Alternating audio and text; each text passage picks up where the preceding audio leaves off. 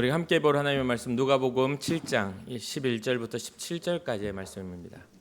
누가복음 7장 11절부터 17절까지입니다.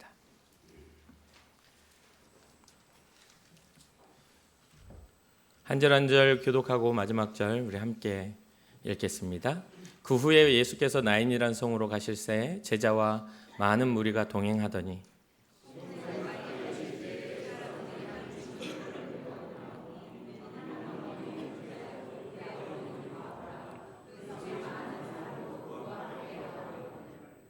주께서 과부를 보시고 불쌍히 여기사 울지 말라 하시고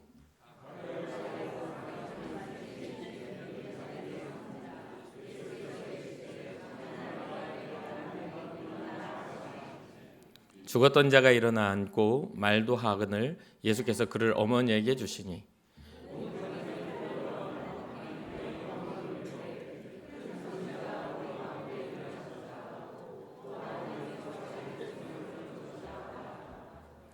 예수께 대한 이 소문이 온 유대와 사방에 두루 퍼지니라. 아멘. 아멘. 주님의 평강이 여러분들 삶에 가득하기를 주님의 이름으로 축복합니다. 우리의 인생길에는 두 갈래 길, 대부분은 선택의 길이라고 하죠. 오른쪽으로 갈 거냐, 왼쪽으로 갈 거냐. 선택할 수 있는 우리가 선택하는 한 가지의 길이 있고요. 우리의 주체성을 가진 그 선택의 길이 있고, 하나는 선택하지 않아도 마주해야 될 그 길이 있습니다. 여러 갈래가 있죠. 그리고 여러 갈래겠지만 크게 보면 그렇습니다. 하나는 우리가 선택하여 방향을 결정하는 길이 있고, 하나는 우리가 선택하지 않아도 마주해야 할 그런 것들이 있죠. 이 두 개가 있습니다. 선택해서 가는 것들은 우리가 생각하고 우리가 계획하고 우리가 느끼고 우리가 원해서 갑니다. 그런데 선택하지 않는 것들은 우리가 원하지 않아도 우리가 계획하지 않아도 세상 말로는 운명이라고 말할 만큼 그런 어떤 정해져 있는 것들이 있죠. 그런 것들 가운데 항상 우리는 그 안에서 살아가는 존재입니다. 하나는 기쁨을 주고 또 기대하게 하고 소망을 품게 하는 그런 일이 있는가 하면, 또 하나는 슬픔과 상실과 절망을 주는 그러한 이 흐름으로 우리는 살아갑니다. 이 본문에는 두 가지 흐름이 이렇게 대치하는 상황입니다. 하나는 선택에 의해서 주님을 만나는 것과 하나는 선택하지 않았는데 주님을 만나는 상황의 대치점입니다. 선택해야 한 것은 이 본문의 앞선 1절부터 백부장의 이야기가 나오는데, 이 백부장이 자기의 종의 병듦을 죽어가는 것들을 해결하기 위해서 예수님께 찾아와서 큰 믿음을 보여주고, 예수님도 감탄하실 만한 큰 믿음으로 하여금 그 백부장의 하인이 낫는 그런 기적의 역사를 보게 됩니다. 예수님은 이만한 믿음을 만나보지 못했다 할 정도로 백부장의 믿음이 굉장히 큽니다. 여기에는 백부장의 선택이 있습니다. 종이라는 어떤 하인이라는 그런 어떤 그때 당시의 계급 사회 속에 주인이 종을 위하여 수고하는 것도 참 신기한 일이지만, 백부장이 예수님께 명령만 하시면 나도 사람을 다스리는 사람이라 명령하면 되는 것입니다. 주님 명령만 하시면 됩니다 라고 말을 하면서 이 큰 믿음을 보여주셨죠. 그런데 오늘 본문은 이 한 과부의 슬픔 앞에 다가간 것은 이건 선택이 아니라 주님이 베푸신 은혜의 현장입니다. 백부장은 선택하여 주님을 찾아왔지만 이 과부는 절망 앞에 주저앉아 그 슬픔 가운데 있을 때 주님이 찾아가셔서 기적을 일으키시고 회복을 하시는 그러한 현장인 것이죠. 여기서 우리는 어떤 것들을 그러면 깨달을 수 있습니까? 우리의 믿음의 선택도 너무 중요하지만 주님의 강권적인 은혜도 굉장히 중요하다는 것을 알게 됩니다. 본문에 보니까 이 누가는 이 비극을 이렇게 표현합니다. 그는 어머니의 독자요 그의 어머니는 과부다. 이 예수님이 마주하는 것은 한 곳에서는 생명의 은혜를 가지고 죽어가던 사람이 살아나서 기쁨을 가지고 들어갔던 가버나움의 사역과, 이제 나인이라는 지역으로 들어가는 과정에서 그 입구의 성문 앞에서 장례 행렬을 만나면서 이 여인의 상태를 누가가 이렇게 기록하고 있는 것이죠. 독자가 죽었고 결국 혼자 남은 과부가 되었다. 얼마나 눈물 나는 이야기입니까? 처절한 절망 앞에 서 있는 이에게 주님이 찾아가셔서 그 모든 문제를 해결하시는 그 장면에서 우리의 삶에서도 주님 찾아오셔서 우리의 문제를 해결하시는 주님을 기대하는 은혜와 복이 있기를 주님의 이름으로 축복합니다. 때로는 방금 말씀드렸다시피 때로는 우리가 결단하고 주님 앞에 나가 엎드려 작정하며 기도함으로 응답을 받기도 하지만 때로는 주님이 우리의 의지와 상관없이 찾아오셔서 긍휼함과 불쌍함을 통해 우리의 문제를 해결하시는 은혜도 있게 주여 혹시나 우리가 잘못된 선택과 잘못된 우리의 연약함이 있다면 불쌍히 여겨 주십시오 라고 기도할 수 있는 여러분과 제가 되었으면 좋겠습니다. 성경은 예수님께서 그 과부를 보시고 가장 먼저 하신 반응을 이렇게 기록합니다. 주께서 과부를 보시고 불쌍히 여기사 울지 말라 하시고, 사실은 이 전체적인 이 사건에 가장 제가 묵상하며 집중했던 부분이기도 합니다. 과거 제가 너무 힘이 들 때 30일 금식 작정 기도를 하고 금식 기도원에 들어가서 막 기도를 했어요. 그때 주님 제게 능력을 주십시오. 주님, 주님의 사람다운 자네된 권세를 주십시오. 막 하면서 그 능력 받기를 이렇게 막 기도할 때입니다. 기도를 하고 있는데 응답은 없고 배만 죽도록 고프고 너무 힘든 겁니다. 시간은 지나가요. 일주일이 정말 힘들더라고요. 15일은 더 힘들어요. 근데 그 이후로 15일이 지나니까 이제 배고픔은 별로 안 느껴집니다. 점점 몸이 쇠약해져 가는 것들, 힘이 빠지는 것들은 느껴요.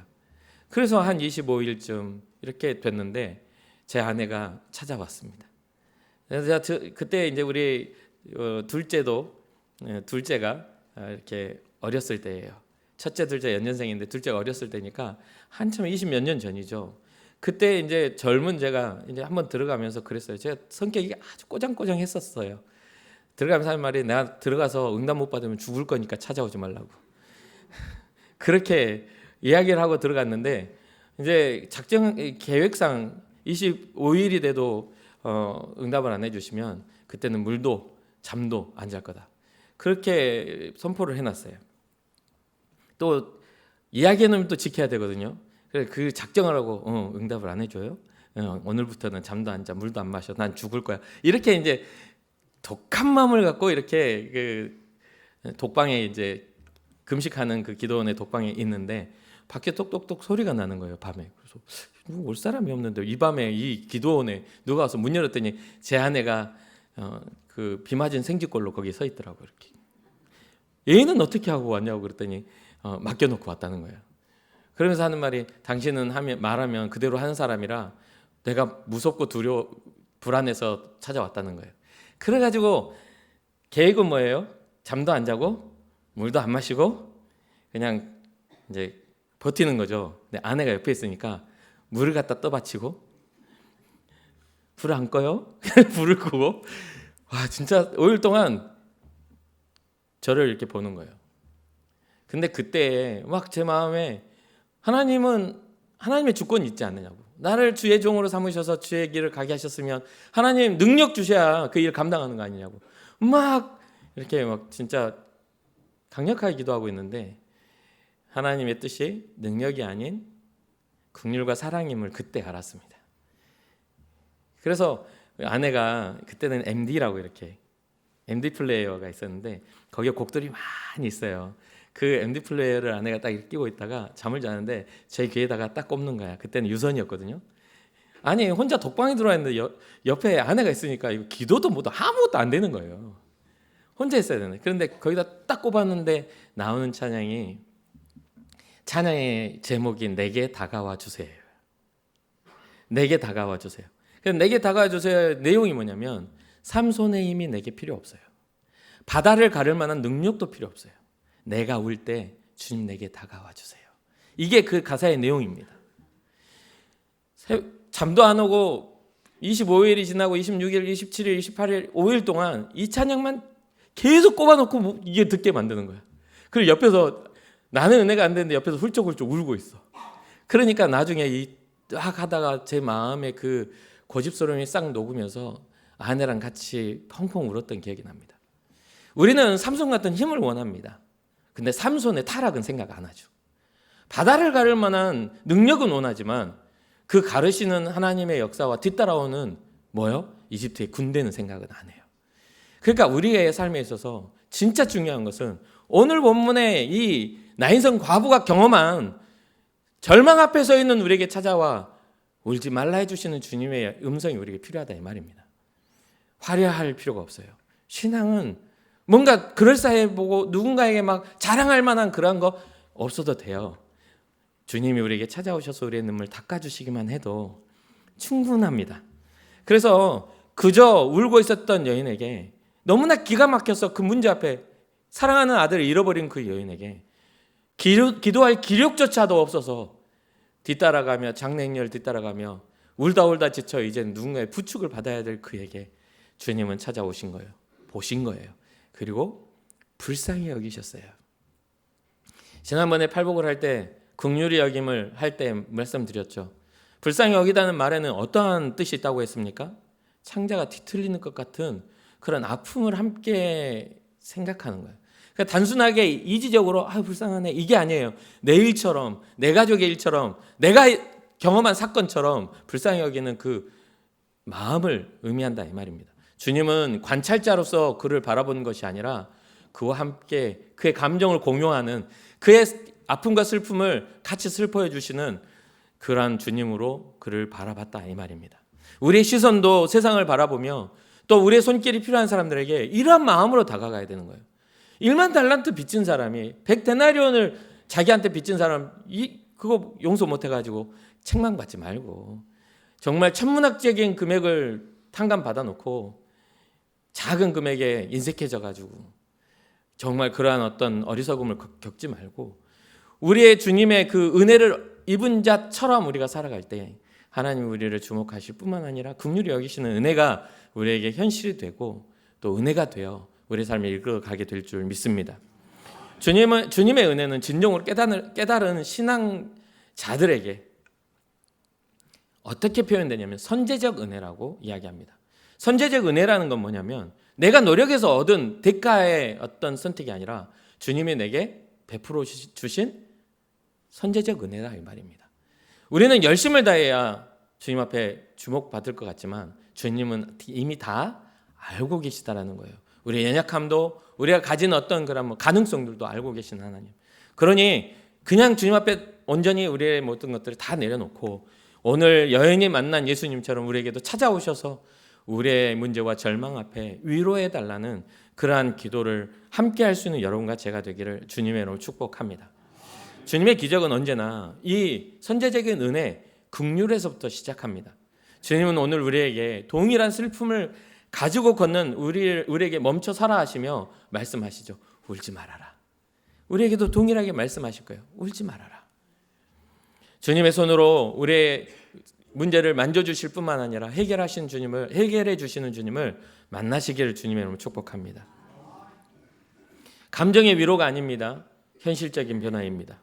내가 이제 내 눈물을 닦아줄 것이니 안심하라고 말씀하시는 것이죠. 그러면서 주님이 보니까 뭐라고 합니까? 14절입니다. 가까이 가서 그 관에 손을 대시니 맨 자들이 서는지라. 예수께서 이르시되 청년아 내가 내게 말하노니 일어나라 하시매. 주님의 사역에서 계속해서 나오는 모습은 뭐냐면 율법에서는 안 된다. 부정해진다. 문둥병자의 그런 나병 환자의 그런 만지심도 율법에서는 안 되고 부정해진다라고 절대로 유대인으로서는 하지 말아야 할 그런 부정한 행위입니다. 그런데 주님은 계속해서 어떻게 해요? 이 관도 죽은 자들도 만지면 안 됩니다. 민수기 19장 11절에 보면 사람의 시체를 만진 자는 이래 동안 부정하리니 라고 이야기를 해요. 부정하게 되는 순간 격리가 되고 누군가를 접촉해서는 안 됩니다. 그런데 주님은 현재 알지도 못하고 일면식이 없는 그의 슬픔 앞에 그 다가오는 관을 만져서 멈춰 세우십니다. 왜 이렇게 될 수가 있었을까요? 말씀드렸다시피 율법은 부정은 부정으로 전염되지만 은혜는 예수 그리스도의 복음은 부정함을 거룩함으로 변화시키는 복의 근원 되신 예수 그리스도이기 때문에 가능한 이야기라는 것이죠. 사랑하는 성도 여러분, 주님이 손을 대시는 순간 부정함은 떠나가고 거룩함이 자리 잡을 줄로 믿습니다. 사망은 떠나가고 생명이 깃들 줄로 믿습니다. 창조주이실 뿐만 아니라 우리의 생명에 근원되신 그 주님의 역사를 따라 이 모든 것들은 이루어지는 것이죠. 이 사건의 상징성은 굉장히 큽니다. 왜냐하면 인간의 힘으로는 결코 멈출 수 없는 죽음의 행렬을 예수님은 멈추셨다라는 그러한 사건의 상징이기 때문이에요. 죽은 자를 살리신 사건이 3번 정도가 나옵니다. 그런데 그 첫 번째 사건이 바로 오늘 나인성 과부의 아들 청년의 일이라는 것이죠. 그러면서 말씀하십니다. 청년아 일어나라. 비슷한 느낌이 드는 구절이 있죠. 나사로야 나오라. 지금 주님은 이 명령을 통해서 죽은 자를 살리시는 말씀으로 새 창조 새 생명의 역사를 이루시는 것들을 보게 됩니다. 또 비슷하게 느껴지는 거 있지 않습니까? 태초에 말씀이 계시는데 주님의 창조는 어떻게 돼요? 빛이 있으라. 이렇게 말씀하시며 그런 모든 것들을 창조하신 그 말씀의 능력, 창조의 능력이 예수님의 말씀 속에서 나타나는 것이죠. 주의 말씀이 떨어지고 죽었던 청년은 일어납니다. 또 말하기 시작합니다. 절망의 끝에서, 절망의 행렬에서 소망이 피어나 있는 것이죠.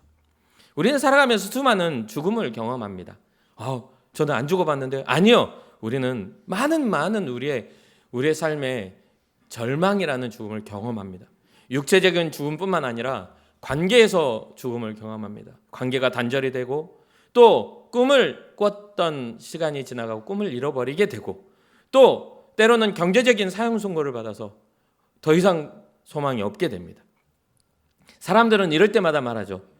이제 모든 게 다 끝나버렸어. 이제 나는 망했어. 나는 이제 아무것도 나는 가진 게 없어. 라고 하는 그런 어떤 삶의 우리의 마음의 절망이 찾아올 때가 있다는 것이죠. 그러한 우리의 절망 앞에 주님 찾아오시면 이 모든 절망은 소망으로 바뀌게 되고 모든 상황은 반전을 일으키는 은혜가 있는 줄로 믿습니다. 주님의 권세는 우리가 끝이라고 말하는 그 지점에서 이제 시작이라고 이야기해 줍니다. 우리는 이러한 권세, 주님의 생명의 권세를 믿는 사람들에게 우리의 끝은 주님의 시작이라는 것을 꼭 기억하시고 우리의 약함이 주님의 강함이요 우리의 실패가 주님의 성공이라는 것을 잊지 마시고 광야는 주님을 만나는 자리일 뿐만 아니라 목마름은 생수를 경험하는 시간이라는 것을 기억하시고 그 모든 것들을 잊지 마시고 주님 앞에 소망 중에 걸어가는 여러분과 제가 되었으면 좋겠습니다. 세상의 논리는요 죽었으니 이제 장례를 치르자입니다. 근데 신앙의 논리는 죽음은 이제 새로운 시작이구나, 우리 주님 만나는 시작이구나 말할 수 있는 그러한 은혜의 시작입니다. 그러니 여러분들의 삶 속에 그 죽어버린 생각, 죽어버린 소망, 절망 가운데 사로잡혀 있는 곳에 찾아가 예수 생명의 복음으로 다시 시작을 알리는 믿음의 사람들 되시기를 주님으로 축복합니다. 무너져 있는 가정에 들어가 가정을 세우십시오. 그리고 식어버린 열정들 다시 불태우십시오. 깨어진 관계 안에 관계 안에서 주님의 손 터치하심을 전해주며 깨어진 관계가 다시 화목함으로 화평함으로 회복되어지는 그러한 은혜가 여러분들 통해 나타나기를 주님의 이름으로 축복합니다. 우리는 복의 근원 되신 예수 그리스도가 우리의 중심에 좌정하고 계시니 우리의 죽었던 심령뿐만 아니라 육체도 다시 살아나 주님 앞에 믿음에 살아나는 삶 속에 우리는 살아가고 있으니 살아있는 우리를 통해서 우리가 만나는 모든 곳에서 생명의 은혜가 꽃 피어나기를 주님의 이름으로 축복합니다. 죽었던 자가 일어나고 말도 하거늘 예수께서 뭐라고 하냐면 15절에 그를 어머니에게 주셨다. 예수님은 기적의 결과를 당신의 전유물이나 당신의 공로로 가져오고 봐라 내가 이렇게 했다 이렇게 말씀 안 하셨습니다. 예수님의 사역 모든 전반을 봐도 어떤 기적을 행하시고 내가 한 것이다 라고 말한 적이 한 번도 없습니다. 다시 살아난 그 청년을 누구에게 줘요? 슬픔 앞에 있었던 어머니에게 돌려보냅니다. 이것은 본질적 문제 해결입니다. 주님의 집중은 어디에 집중되어 있었죠? 그 나인성 과부의 슬픔에 집중되어 있었습니다. 남편도 잃고 독자뿐인 아들도 잃어버린 슬픔에 집중하여서 해결하신 그 주님은 그 기쁨을 그 여인에게 돌려보냅니다. 주님의 사역은 바로 그렇습니다. 우리는 어떤 사역을 하고 우리 공로를 자랑하려고 합니다. 그런데요, 주님은 우리로 하여금 우리의 공로를 자랑하기를 원하지 않으십니다. 다시 돌려보내기를 원합니다. 은혜 입은 자이십니까? 그럼 세상의 은혜를 갚으시기를 주님의 이름으로 축복합니다. 많은 걸 소유한 사람입니까? 그러면 연약한 자들을 돌보시기를 주님의 이름으로 축복합니다. 아까워서 나는 안 돼요. 괜찮습니다. 안 하셔도 됩니다. 그냥 주님 앞에 가서 좀 부끄럽기만 하면 돼요. 부끄러운 구원도 있으니까 괜찮습니다. 그러나 뭔가 깨달음이 있고 뭔가 해야 될 마음에 그런 감동이 있다면 작은 것부터 실천하시면 됩니다. 작은 말 한마디의 따뜻함, 눈빛의 따스러운 눈빛의 호의로움, 몸짓의 매너, 이러한 것들이 우리의 인격을 결정하고 우리의 영격과 인격이 주님 닮은 모습으로 우리를 이끌어갈 줄로 믿습니다. 그리고 이 기적은 이 여인에게만 필요한 게 아니었습니다. 16절입니다. 모든 사람이 두려워하며 하나님께 영광을 돌려 이르되 큰 선지자가 우리 가운데 일어나셨다 하고 또 하나님께서 자기 백성을 돌보셨다 하더라.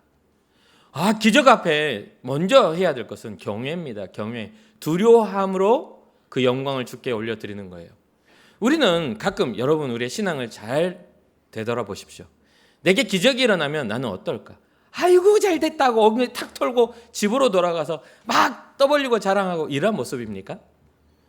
아니면 거기까지 응답받았으니까 끝? 이런 생각입니까? 그렇지 않습니다. 성경은 언제나 기적의 현장 속에 그것을 보고 두려워하며 경외함으로 하나님께 영광을 올려드리는 모습들이 나옵니다. 그러니 우리의 기적 앞에 우리의 입술과 우리의 찬양은 주님께 속해야 한다는 것이죠. 이 여인뿐만 아니라 그것을 구경하였던, 목도하였던 증인이 되는 모든 사람들입니다. 모든 사람이 두려워했다. 하나님께 영광을 돌려드렸다. 이게 굉장히 중요한 포인트입니다.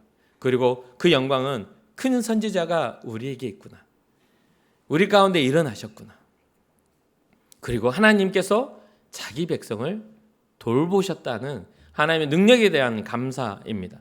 사랑하는 성도 여러분, 감사를 주께 올려드리기를 주님의 이름으로 축복합니다.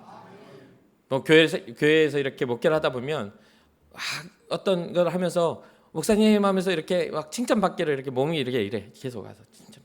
그래, 아이고 잘하셨어요. 그러면 엄청 좋아하면서 또 해. 근데 제 칭찬은 영양가 하나도 없습니다. 저는 그냥 기분만 좋을 뿐이 아무것도 영양가가 없어요. 진짜 칭찬은 주님께 받으셔야 돼요. 주님이 잘했다 칭찬하셔야 되는데 목사님이 우리 잘했다고 칭찬. 그래서 그렇게 칭찬하다 보면 나중에는 저한테 죄 지을 때도 저한테 동의받고 짓습니다. 목사님 괜찮겠지요? 그럼 어떻게 말해야 됩니까? 제가 괜찮습니다. 예배 안 드리고 멀리 가세요. 이렇게 이야기해 줘야 됩니까? 그렇지 않잖아요. 우리의 신앙은 주님께 속한 것이지 우리 가운데 서로 인정해주고 우리 가운데 서로 괜찮다 해주는 그런 존재가 아닙니다. 우리는 서로 그냥 감정적으로 함께 연합하여 서로 위로하며 하는 것들 맞지만 진짜 위로와 진짜 칭찬은 주님께 있음을 잊지 말아야 된다. 우리의 소망은 주께 있나이다라는 그러한 믿음의 고백이 일어나야 하는 것이죠. 이 모든 사람의 두려움과 하나님께 영광을 올려드리는 것을 잊지 마십시오. 그리고 큰 선지자 되신 우리 예수님, 자기 백성을 돌보시는 그 하나님의 놀라운 은혜, 이런 것들에 대해서 소망하시길 주님의 이름으로 축복합니다.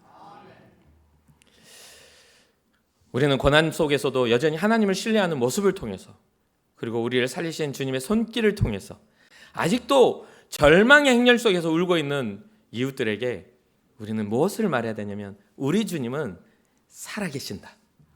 예수 그리스도는 살아계신다. 다시 오실 주님에 대한 소망을 전해야 하는 사명이 있는 줄 믿으시기 바랍니다. 주님께서 우리의 눈물을 닦아주셨다면 이제 우리도 누군가의 눈물을 닦아줄 사명이 있습니다. 주님의 손과 발이 되어 주님의 사명을 감당하는 여러분과 제가 되기를 바라봅니다. 말씀을 마무리 맺겠습니다. 나인성 과부는 아무런 소망이 없는 절망의 상태입니다. 아들의 죽음을 뒤따라가는 장례 행렬의 뒤에 통곡하는 여인에 불과합니다. 그러나 그녀를 주님은 보셨고 불쌍히 여기셨으며 찾아와 울지 말라 눈물을 닦아주셨습니다. 인생의 문제 앞에 장례 행렬처럼 슬픔과 절망으로 힘겹게 걷는 분이 혹시나 있다면 나인 성문 앞에 기다리고 계신 예수님을 기억하시며 주님 내게도 찾아오셔서 울지 말라 해 주십시오.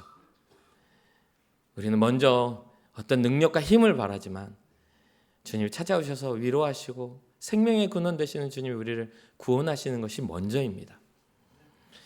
우리 주님은 우리의 모든 상황을 알고 계십니다. 그리고 우리를 불쌍히 여기시며 우리에게 위로하시는 분임을 꼭 기억하십시오. 그렇게 된다면 우리의 슬픔은 변하여 기쁨이 되고 한숨은 변하여 찬송이 될 줄로 믿습니다. 우리의 삶에 하나님께서 자기 백성을 돌보셨다라고 말할 만한 그러한 은혜 입은 자들 돼요.